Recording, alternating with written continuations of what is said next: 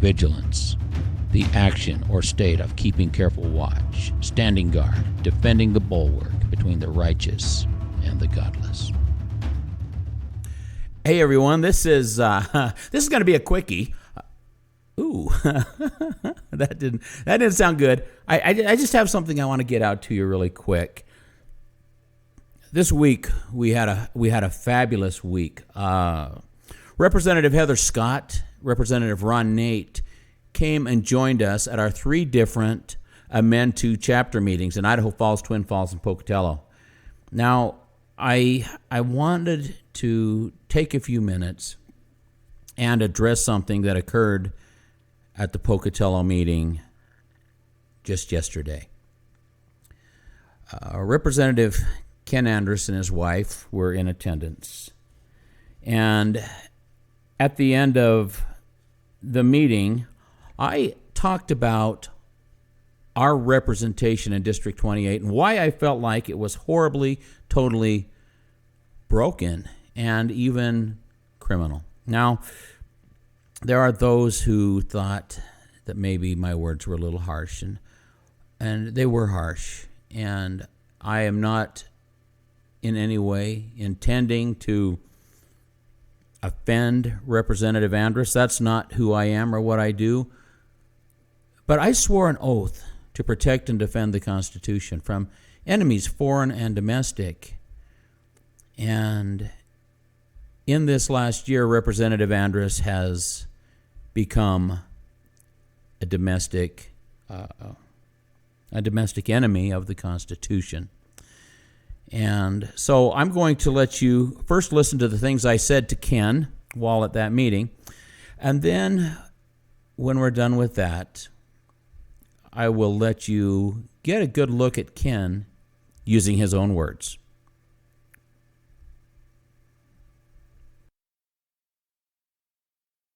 Most of you guys know my columns, right? I'm politically correct, right? Perfectly politically correct. Okay. I want to talk for just a minute about this. This is District 28. This is my district. Okay? Now we have Senator Jim Guthrie, who got a D-, Representative Ken Andrus, who got an F+, and Representative Kelly Packer, who got a D-. 2 of these guys are ranked green.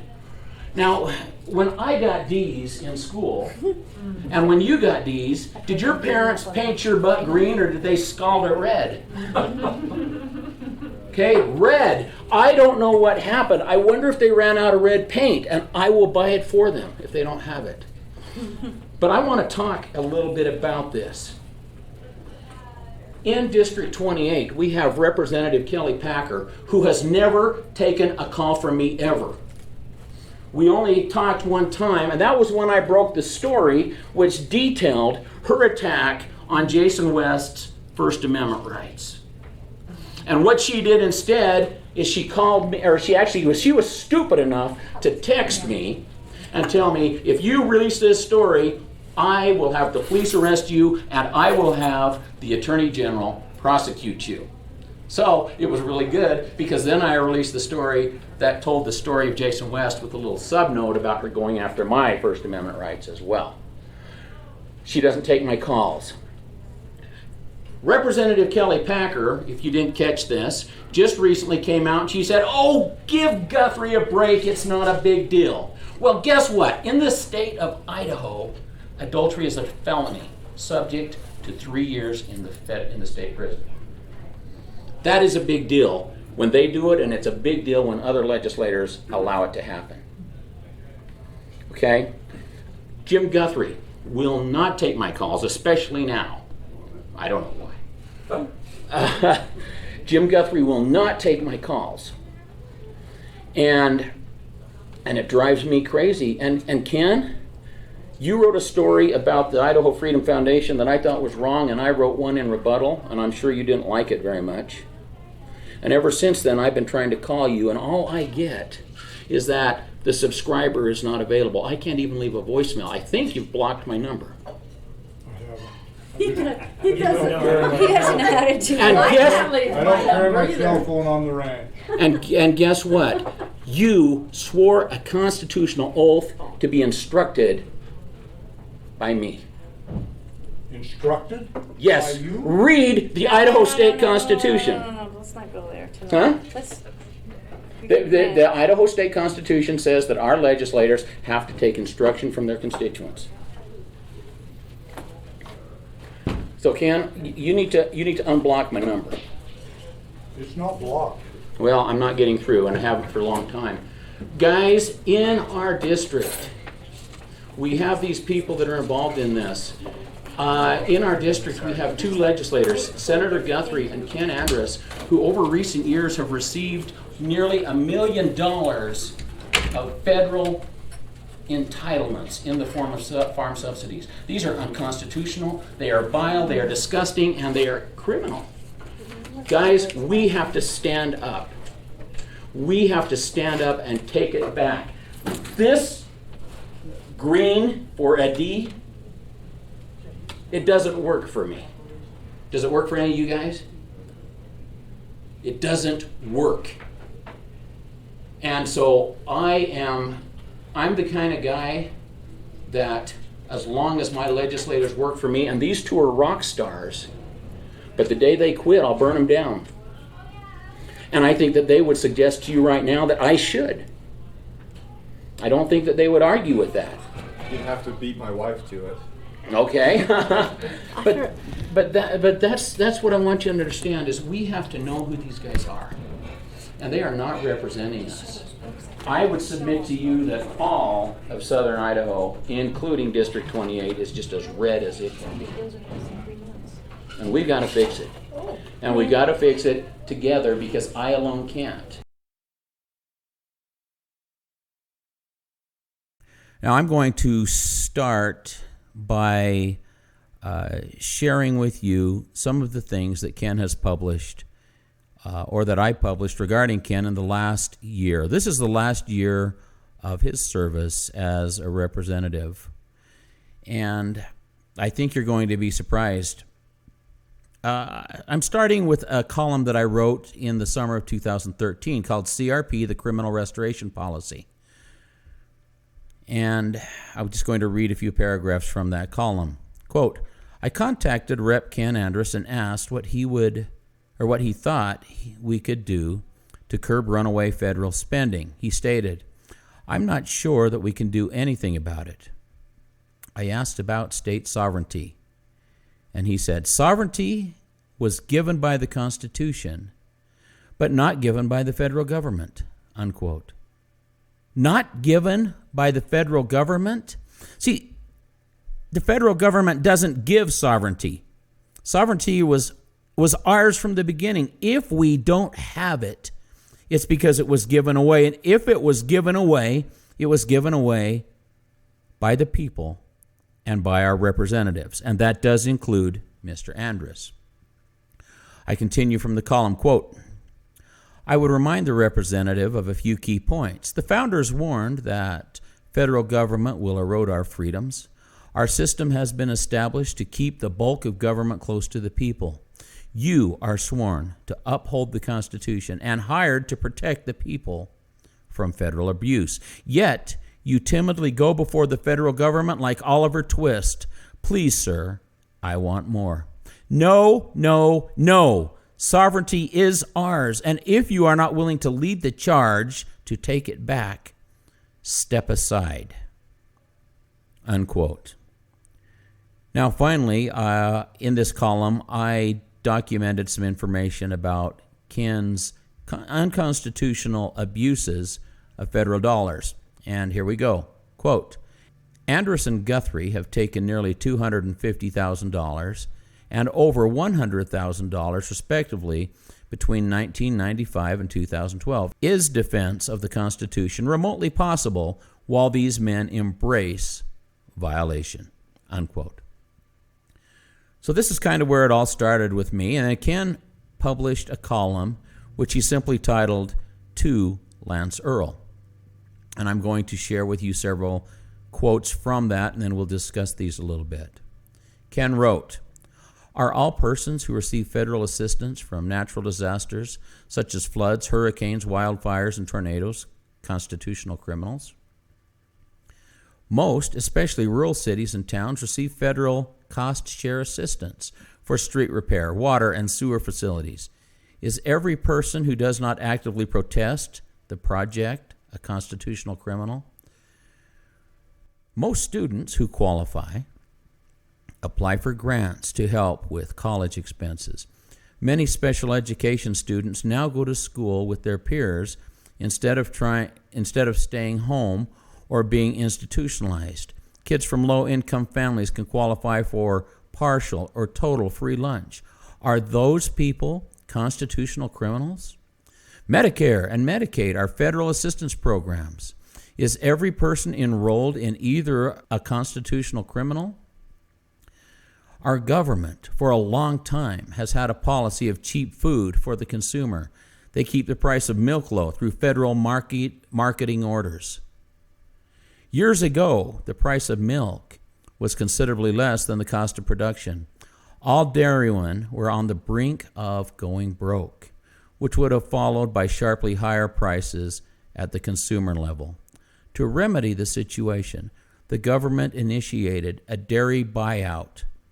The federal government would buy the cows of willing sellers at a fixed price in return for a commitment that no milk would be produced at those facilities for several years. Now, Ken asks, are all of these people involved in all of these programs constitutional criminals? Well, let's examine that.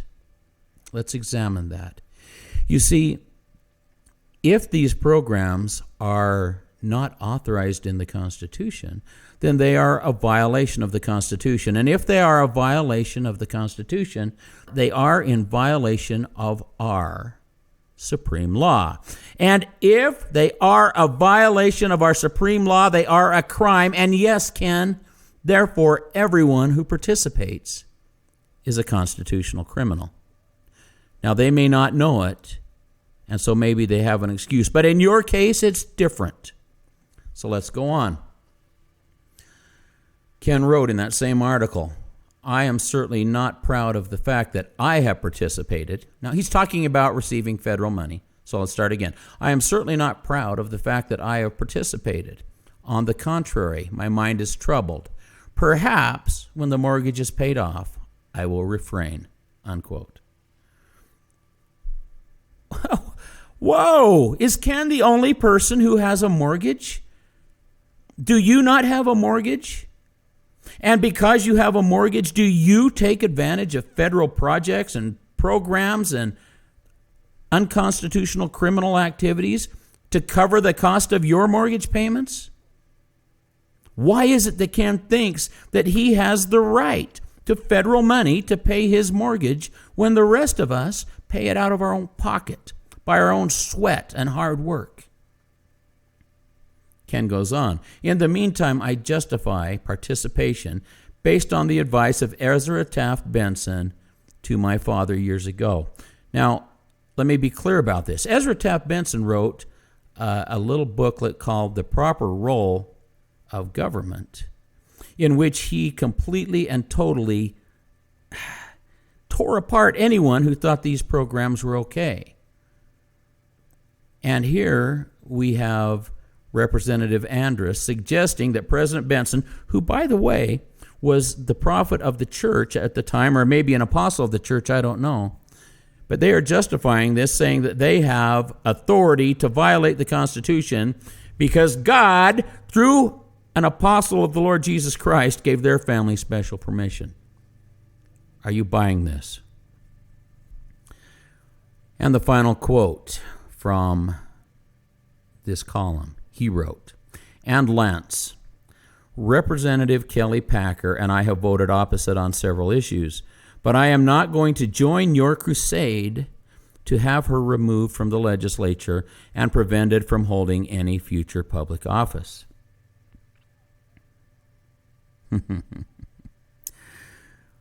You see, what he's talking about is I released a column which completely documented Representative Packer's abuses of one Pocatello doctor's First Amendment rights.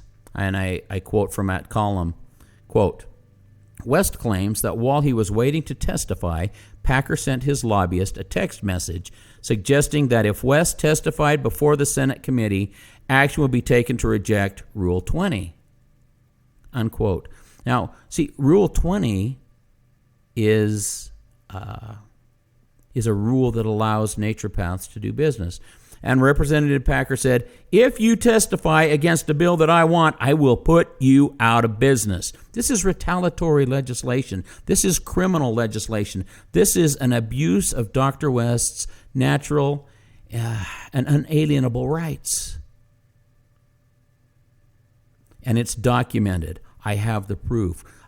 We have the texts and the communications and everything we need to document that that is exactly what Packer intended, and then her actions in committee show that just days after, or I think maybe even the next day after West testified, she tried to do exactly what she had threatened.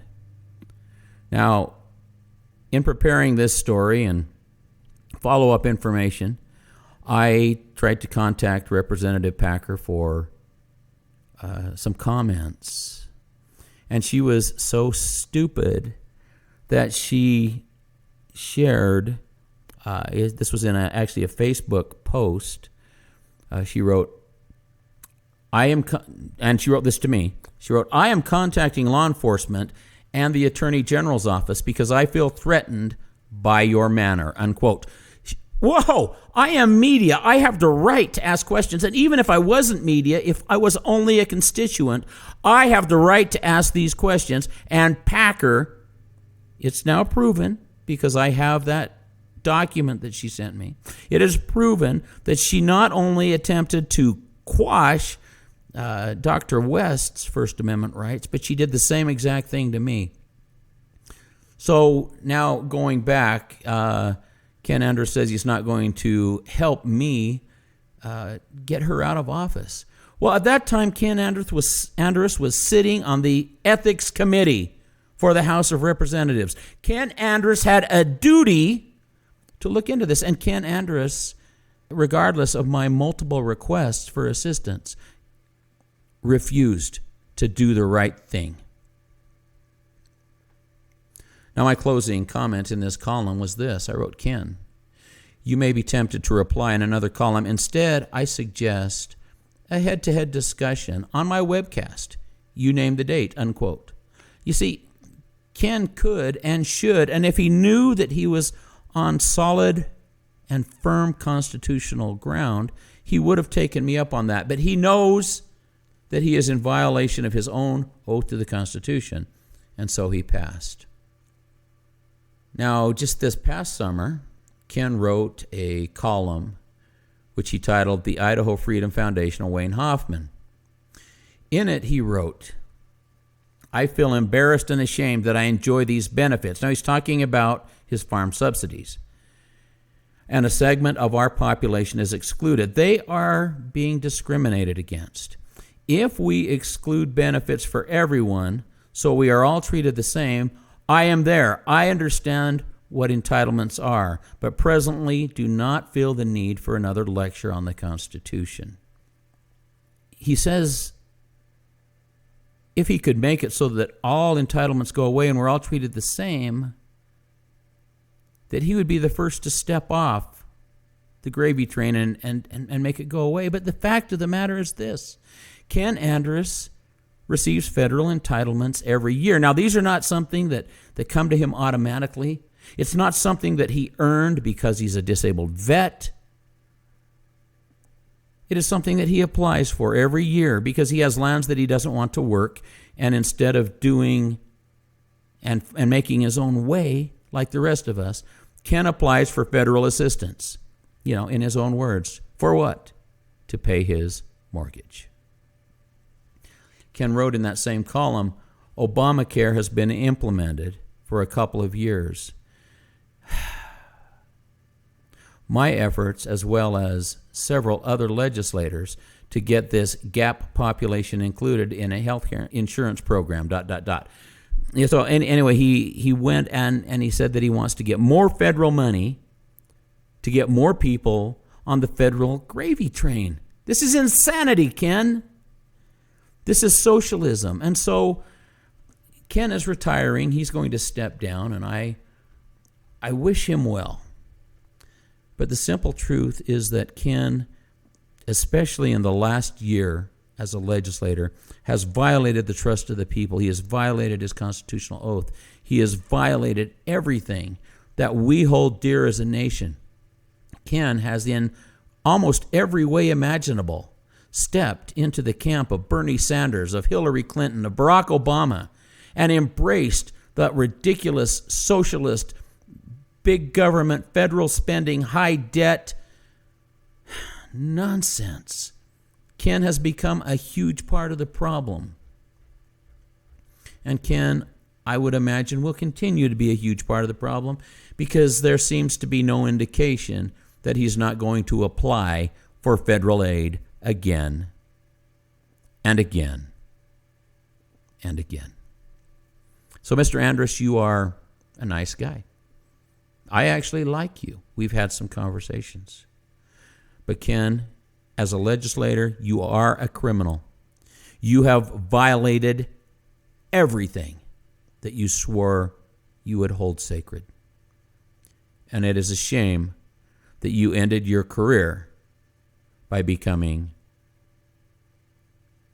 a domestic enemy to the Constitution of the United States. I'm Lance Earl. I'll see you soon.